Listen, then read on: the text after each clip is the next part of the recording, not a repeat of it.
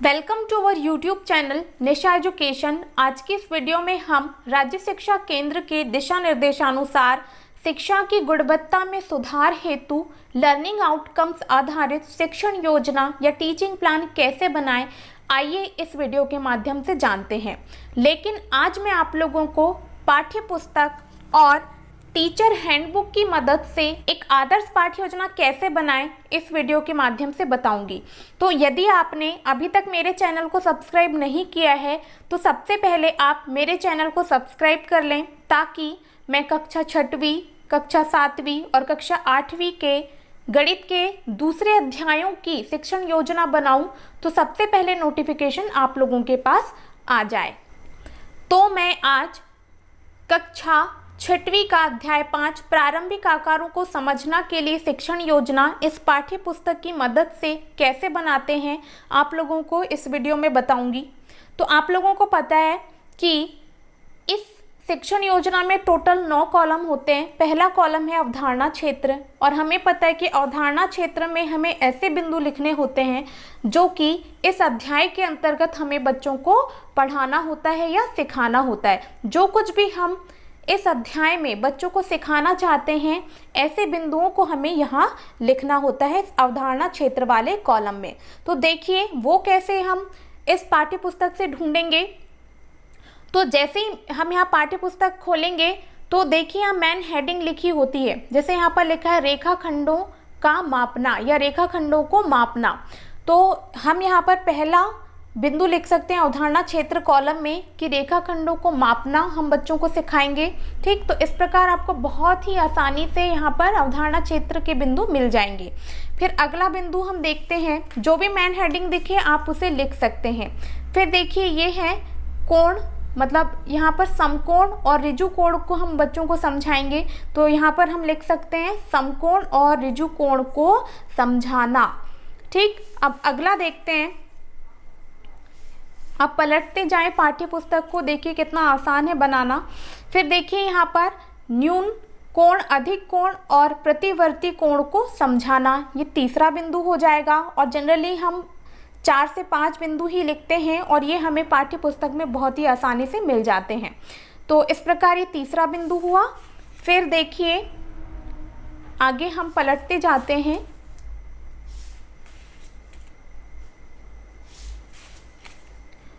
ये देखिए लंब रेखाएं, तो अगला बिंदु हम लिख सकते हैं लंब रेखाओं को समझाना, क्योंकि हमें जो चीज़ें समझानी होती हैं या जो चीज़ बच्चों को पढ़ाना होता है वही चीज़ें हमें यहाँ लिखनी होती है। तो हम लिख सकते हैं लंब रेखाओं को समझाना। एक और बिंदु देख लेते हैं, ये हमारा चौथा बिंदु था। फिर देखिए त्रिभुजों का वर्गीकरण, तो हम यहाँ लिख सकते हैं त्रिभुजों का वर्गीकरण करना। इस प्रकार हमें अवधारणा क्षेत्र के लिए क्या मिल गए भाई, 5 बिंदु। तो देखिए कितनी आसानी से हम लोगों ने अवधारणा क्षेत्र के बिंदुओं को इस पाठ्य पुस्तक की मदद से ढूंढ लिया है। तो चलिए अवधारणा क्षेत्र वाले कॉलम को जितने बिंदु हमने इस पाठ्य पुस्तक से ढूंढे हैं उनको यहाँ लिख लेते हैं। तो देखिए मैंने अवधारणा वाले क्षेत्र में लिख दिए हैं सारे बिंदु।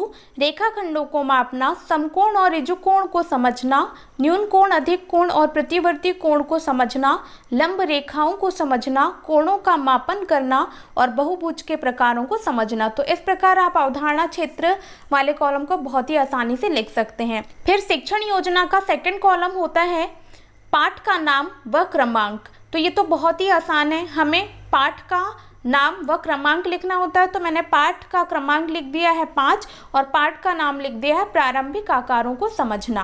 अब शिक्षण योजना का तीसरा कॉलम होता है पेडागोजिकल प्रक्रिया, गतिविधियां एवं प्रस्तावना।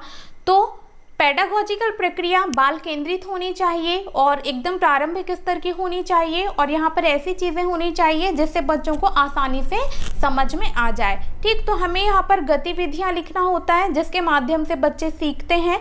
तो देखिए इस कॉलम को लिखने के पहले हम सबसे पहले सुझावात्मक सहायक शिक्षण सामग्री या जिसे हम TLM कहते हैं वो लिख लेंगे। इससे होगा ये कि इसकी मदद से हम और अवधारणा क्षेत्र वाले कॉलम की मदद से पेडागोजिकल प्रक्रिया और गतिविधियां बहुत ही आसानी से लिख पाएंगे। तो TLM क्या होते हैं भाई, कक्षा कक्ष में शिक्षक पाठ्य पुस्तक के अलावा अन्य सामग्रियों का भी प्रयोग करते हैं और वे सामग्रियां ही क्या कहलाती हैं, टीएलएम। तो जैसा कि इस पाठ का नाम है प्रारंभिक आकारों को समझना, तो इसमें हम रेखाखंडों को समझेंगे, रेखाओं को समझेंगे, कोणों को समझेंगे और बहुभुजों को समझेंगे। साथ ही हम त्रिविमीय आकृतियां, जैसे आगे दे रखा है इस चैप्टर में,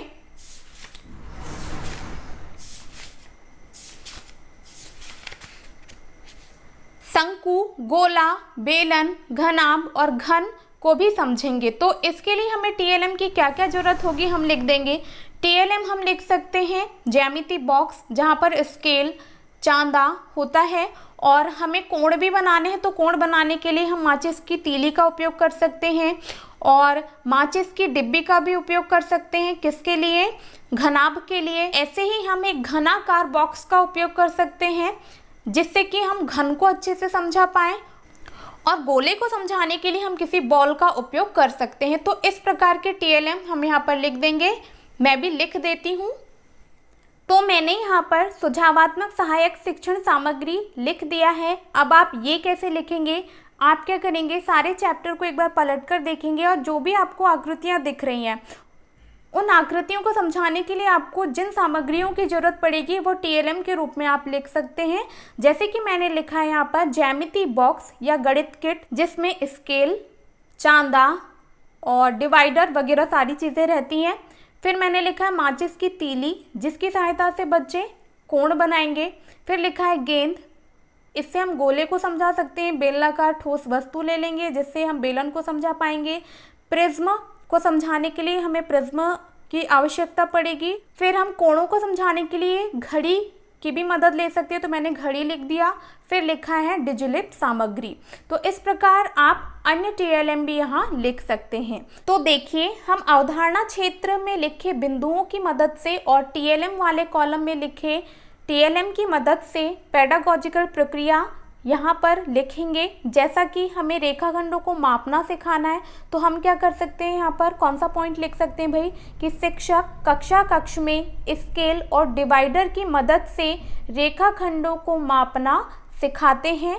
ठीक, उसी के आगे हम लिख सकते हैं, अब आगे हमको समकोण, ऋजुकोण और न्यून कोण, अधिक कोण, प्रतिवर्ती कोण और लंब रेखाओं को समझाना है। तो हम यहाँ पर घड़ी और माचिस की तीली का उपयोग कर सकते हैं। तो हम आगे लिख देंगे, शिक्षक कक्ष में माचिस की तीली की सहायता से कोणों को बनाना सिखाते हैं और घड़ी के माध्यम से कोणों का माप बताते हैं। तो इस प्रकार यहाँ पर देखिए 2 बिंदु हो गए। तीसरा बिंदु हम पेडागोजिकल प्रक्रिया, गतिविधियों, प्रस्तावना में लिख सकते हैं।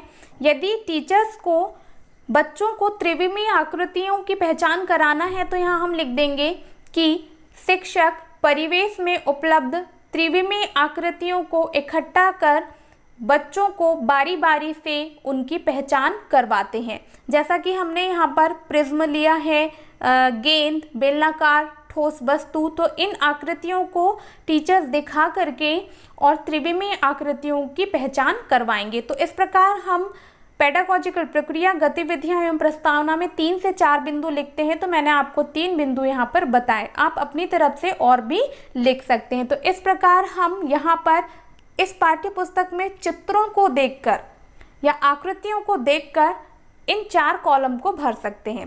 अब देखिए 5वां कॉलम होता है अनुमानित समय या कालखंड। तो ये तो बहुत ही इजी है कि इस पाठ को पढ़ाने के लिए हमें जितने कालखंडों की आवश्यकता होती है उतने कालखंड हमें यहाँ लिखने होते हैं। ठीक है, और प्रति कालखंड का समय भी यहाँ लिखना होता है। तो चलिए मैं पेडागोजिकल प्रक्रिया और अनुमानित समय या कालखंड वाले कॉलम में लिख देती हूँ। तो देखिए कितनी आसानी से हमने टीएलएम वाले कॉलम और अवधारणा क्षेत्र वाले कॉलम की मदद से पेडागोजिकल प्रक्रिया लिख लिया है। मैंने यहाँ पर लिखा है पहला बिंदु, शिक्षक कक्ष में स्केल और डिवाइडर की मदद से बच्चों को रेखाखंडों को मापना सिखाते हैं और प्रत्येक बच्चों से रेखाखंडों की माप पूछते हैं। फिर सेकंड बिंदु मैंने लिखा है शिक्षक कक्ष में माचिस की तीलियों से प्रत्येक बच्चे से कोण बनवाते हैं और घड़ी के माध्यम से कोणों की माप बताते हैं। चूँकि यहाँ पर ये पेडागोजिकल प्रक्रिया है और टीचर्स को यहाँ पर ऐसी प्रक्रिया या गतिविधियों के माध्यम से पढ़ाना होता है जिससे बच्चों में रुचि भी बनी रहे और जो प्रारंभिक स्तर की हो, इसलिए मैंने यहाँ पर घड़ी और माचिस की तीलियाँ लिखा है।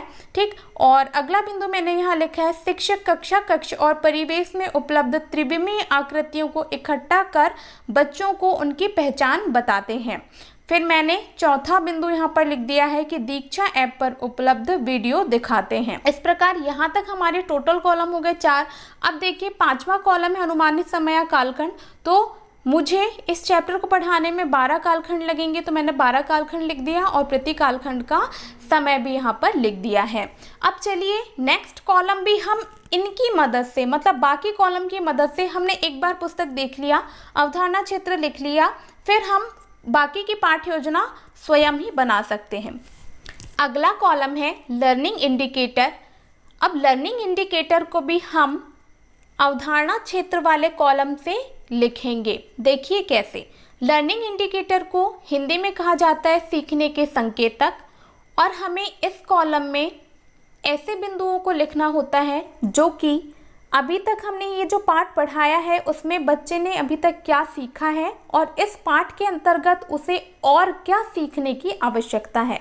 इन बिंदुओं को हमें यहाँ लिखना होता है। तो ये भी हम अवधारणा क्षेत्र वाले कॉलम की हेल्प से लिख लेंगे। देखिए हम यहाँ पर लिख सकते हैं कि बच्चे रेखाखंडों को स्केल की मदद से माप पाते हैं। अगला बिंदु हम लिख देंगे बच्चे न्यून कोण, समकोण, अधिक कोण, ऋजु कोण और प्रतिवर्ती कोण को अपनी नोटबुक में बना पाते हैं और उसकी सही सही नाप भी बता पाते हैं। फिर हम अगला बिंदु लिख सकते हैं त्रिविमीय आकृतियों से कि बच्चे त्रिविमीय आकृतियाँ जैसे बेलन, घनाभ, घन, शंकु आदि को पहचान पाते हैं। तो इस प्रकार हम लर्निंग इंडिकेटर में यहाँ पर इन बिंदुओं को लिख देंगे। तो देखिए कितना आसान है, हम सिर्फ अवधारणा क्षेत्र वाले कॉलम से बाकी सारे कॉलम्स को लिख सकते हैं। तो चलिए मैं यहाँ पर लिख देती हूँ। देखिए अवधारणा क्षेत्र वाले कॉलम की हेल्प से हमने लर्निंग इंडिकेटर या सीखने के संकेतक के कॉलम को भी भर दिया है। तो मैंने पहला बिंदु यहाँ पर लिखा है कि बच्चे स्केल और डिवाइडर का उपयोग करके रेखाखंड बना पाते हैं और रेखाखंडों को माप भी पाते हैं। अगला बिंदु लिख दिया है बच्चे कोणों को बना पाते हैं और उनकी माप भी बता पाते हैं। अगला बिंदु मैंने लिखा है बच्चे त्रिविमीय आकृतियों को पहचान पाते हैं। और अगला बिंदु लिखा है बच्चे घड़ी की मदद से कोणों को बता पाते हैं, या बच्चे घड़ी में सुइयों को देखकर बता पाते हैं कि वहाँ पर कितने अंश का कोण बन रहा है। आप इस प्रकार के यहाँ पर बिंदु लिख सकते हैं। फिर देखिए मूल्यांकन हेतु गतिविधियाँ एवं प्रश्न। ठीक, तो यहाँ पर हमें अभी तक हमने जितना पढ़ाया है उसका मूल्यांकन करना होता है। तो हम यहाँ पर मूल्यांकन के लिए बच्चों से गतिविधियाँ कराते हैं और प्रश्न भी उनसे पूछते हैं। तो देखिए ये तो बहुत ही आसान कॉलम है। आप क्या करेंगे, यहाँ पर लिख देंगे कि शिक्षक बच्चों से प्रश्न पूछते हैं। आप यहाँ पर प्रश्न कर सकते हैं जैसे कि 3-4 टाइप के आप कोण बना दीजिए और बच्चों से पूछिए कि यहाँ पर कोणों के प्रकार लिखिए, या फिर आप न्यून कोण, समकोण, अधिक कोण, प्रतिवर्ती कोण और ऋजु कोण बच्चों से बनवा सकते हैं। फिर त्रिविमीय आकृतियों के चित्र देकर बच्चों से पूछ सकते हैं कि इन आकृतियों को पहचानिए, या फिर रेखाखंड देकर उसकी लंबाई मापने के लिए कह सकते हैं। इस प्रकार के क्वेश्चन, यहाँ तो बुक में बहुत सारे क्वेश्चन हैं, आप कोई भी क्वेश्चन यहाँ पर दे सकते हैं। तो चलिए मैं मूल्यांकन हेतु गतिविधियाँ एवं प्रश्न वाले कॉलम में भी बिंदुओं को लिख देती हूँ। तो मैंने यहाँ पर मूल्यांकन हेतु गतिविधियां प्रश्न भी इस पाठ्य पुस्तक की मदद से दे दिया है। जैसे शिक्षक बच्चों से प्रश्न पूछते हैं। पहला प्रश्न मैंने लिखा है निम्न रेखाखंडों को मापकर लंबाई बताओ। मैंने यहाँ पर 2 रेखाखंड बना दिए हैं और बोला है कि इनको मापकर बताओ। सेकंड बिंदु मैंने लिखा है या सेकंड क्वेश्चन लिखा है ऋजु कोण और प्रतिवर्ती कोण बनाइए। अगला बिंदु मैंने लिखा है अक्षर L में रेखाखंडों की संख्या बताइए। नेक्स्ट क्वेश्चन मैंने लिखा है निम्न आकृतियों के नाम लिखिए। ठीक है, मैंने यहाँ 4-5 आकृतियाँ बेलन, घनाभ, त्रिभुज, शंकु, षटभुज ये बनाया है और बच्चों से पूछा है कि आप इनके नाम बताइए। ठीक, अगला कॉलम है आओ करके सीखें घर में या खेल खेल में। तो इस कॉलम में हमें ऐसे बिंदु लिखने होते हैं जिसके माध्यम से बच्चे घर में या खेल खेल में कुछ ना कुछ अवश्य सीखें। तो इसको भी हम सुझावात्मक सहायक शिक्षण सामग्री मतलब TLM जो लिखे हैं उसकी मदद से यहाँ पर इस कॉलम में हम बिंदु लिख देंगे। जैसे हमने यहाँ पर माचिस की तीली लिखा है, ठीक है, तो माचिस की तीली से हम बच्चों से क्या बनवा सकते हैं भाई, कोण बनवा सकते हैं। तो आप यहाँ पर क्वेश्चन दे सकते हैं कि न्यून कोण, समकोण, अधिक कोण और ऋजु कोण को आप माचिस की तीली से बनाइए। अगला बिंदु हम यहाँ लिख सकते हैं कि L, M, W, A इस प्रकार के अल्फ़ाबेट देकर हम बच्चों से कह सकते हैं कि इनमें रेखाखंडों की संख्या आप बताइए। फिर हम अगली चीज़ यहाँ पर घर से करके लाने को दे सकते हैं कि अपने परिवेश में उपलब्ध बेलनाकार वस्तुओं को इकट्ठा करके लेकर आइए। और हम दे सकते हैं कि ऐसे उदाहरण बताइए जहाँ पर समकोण बनता हो, या अपने परिवेश में उपलब्ध ऐसी चीज़ों के नाम बताइए जहाँ पर समकोण बनता हो। तो इस प्रकार की चीज़ें हम आओ करके सीखें घर में या खेल खेल में दे सकते हैं। तो चलिए मैं इन सारे बिंदुओं को यहाँ पर लिख देती हूँ। तो देखिए मैंने आओ करके सीखें घर में या खेल खेल में इस कॉलम में यहाँ पर बिंदुओं को लिख दिया है। जैसे तीलियों के माध्यम से न्यून कोण, समकोण, अधिक कोण और ऋजु कोण बनाइए, ये चीज़ हम बच्चों को दे सकते हैं। तो इससे बच्चे कोणों को बनाना बहुत ही आसानी से खेल खेल में सीख सकते हैं।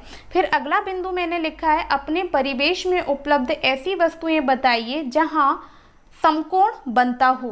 तो ऐसे में भी बच्चे क्या होंगे कि ग्रुप में खेल खेल में ऐसी चीज़ें ढूंढेंगे और वे बता पाएंगे या सीख पाएंगे। अगला बिंदु मैंने लिखा है अपने घर या परिवेश में उपलब्ध बेलनाकार वस्तुओं की सूची बनाइए। तो इससे भी बच्चे खेल खेल के माध्यम से बेलन को जानने लगेंगे या बेलनाकार वस्तुओं को वो ढूंढ पाएंगे। फिर मैंने लिखा है A, L, E, N, W में रेखाखंडों की संख्या बताइए। तो इसको भी बच्चे माचिस की तीलियों के माध्यम से बनाएंगे और उससे उनको बहुत ही आसानी से रेखाखंडों की संख्या मालूम चल जाएगी। लास्ट और 9th नंबर का कॉलम है लर्निंग आउटकम्स। तो इस कॉलम में हमें ऐसे बिंदुओं को लिखना होता है कि जब हम पूरे पाठ को पढ़ा देते हैं तो अंत में बच्चे ने क्या सीखा या उसे किन चीज़ों की प्राप्ति हुई है, ऐसे बिंदुओं को हमें लिखना होता है। तो इसे लिखना बहुत ही ज़्यादा आसान होता है।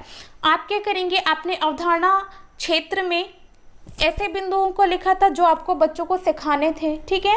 अब क्या करना है, ये आपको सिखाना था और इन सारी प्रक्रियाओं के दौरान आपने बच्चों को सिखाया। अब ये सारी चीज़ें बच्चे अंत में सीख चुके हैं, तो आप क्या करेंगे, इन्हीं बिंदुओं को यहाँ पर लिख देंगे। जैसे मैंने लिखा है बच्चे रेखाखंडों को माप पाते हैं, और हमने यहाँ लिखा था रेखाखंडों को मापना, ठीक। तो ये हमको सिखाना था, लेकिन बच्चे अब अंत में सीख चुके हैं कि बच्चे रेखाखंडों को माप पाते हैं। फिर अगला बिंदु मैंने लिखा है सभी प्रकार के कोणों की माप बता पाते हैं और उन्हें पहचान पाते हैं।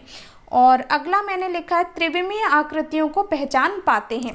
तो जो बिंदु हमने अवधारणा क्षेत्र वाले कॉलम में सिखाने के लिए लिखे थे, अब बच्चे सीख चुके हैं, तो हम उसे लर्निंग आउटकम्स वाले कॉलम में लिख सकते हैं। तो इस प्रकार हम इस पाठ्य पुस्तक की मदद से और थोड़ी बहुत हेल्प हम इस टीचर हैंडबुक की भी ले सकते हैं। तो देखिए कितनी आसानी से मैंने यहाँ पर कक्षा 6वीं अध्याय 5 प्रारंभिक आकारों को समझना के लिए इस पाठ्य पुस्तक की मदद से एक आदर्श शिक्षण योजना बनाई है। तो आई होप मेरा ये प्रयास आप लोगों को अच्छा लगा हो। तो यदि आपको मेरी ये वीडियो पसंद आई हो तो मेरी इस वीडियो को आप ज़्यादा से ज़्यादा लोगों को शेयर करें, और मेरे इस वीडियो को लाइक करना बिल्कुल भी ना भूलें, और जाते जाते मेरे चैनल को सब्सक्राइब जरूर करके जाएं, ताकि आपको इसी तरह की इन्फॉर्मेटिव वीडियोस मिलती रहें या इसी तरह की शिक्षण योजना की वीडियो मिलती रहें। धन्यवाद।